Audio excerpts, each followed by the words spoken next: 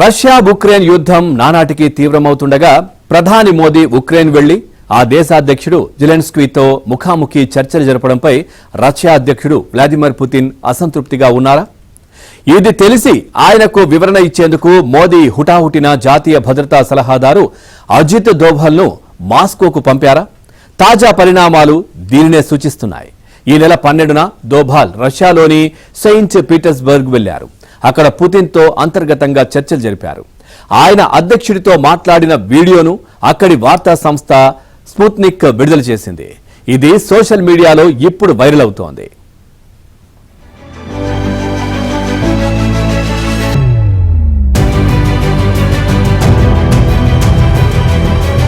అజిత్ దోభల్ను మాస్కోకు పంపారా? తాజా పరిణామాలు దీనినే సూచిస్తున్నాయి.